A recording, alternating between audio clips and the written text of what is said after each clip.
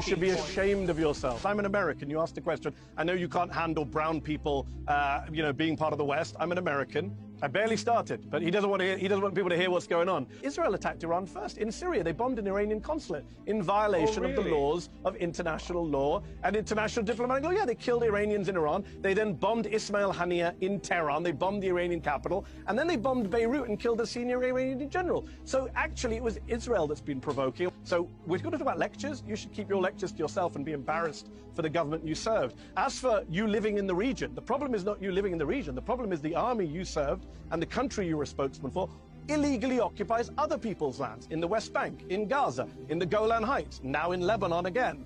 You are the country that is illegally occupying other people's lands. It's not about you living in your homes, it's about you taking other people's homes. It's about Israel now aiming to annex Gaza, according to Haaretz this week, that Netanyahu no longer has any interest in saving the hostages, as he never did, and is eyeing annexation of Gaza, to quote the Israeli newspaper Haaretz. I'm not sure how Jonathan still comes on these shows and defends that kind of barbarism and open war crimes. I'm not sure how Jonathan sleeps at night watching people burn to death thanks to the military that he served and is now being investigated both at the International Court of Justice and the International Criminal Court. That is what you stand for. You serve the IDF, the Israeli military, which, as I say, is being investigated at the ICJ, and the ICC. You serve a military that has been credibly accused by the United Nations just last week by Israeli media, which showed videos of mass rape of Palestinian detainees.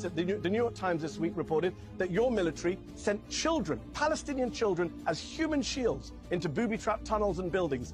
Is that what you did, Jonathan? Can you tell us today, did you ever send a Palestinian child as a human shield into a tunnel? Because the New York Times is saying your military did that. The World Food Programme is saying your military is starving the people of northern Gaza. Did you starve people when you were in the military, Jonathan? What do you stand for? Starvation? Mass rape? Ethnic cleansing? Genocide? Every human rights group in the world says your military is an abuser of human rights. I don't know how many human rights you yourself have personally abused. I don't know if you turned a blind eye to rape on your custody. I don't know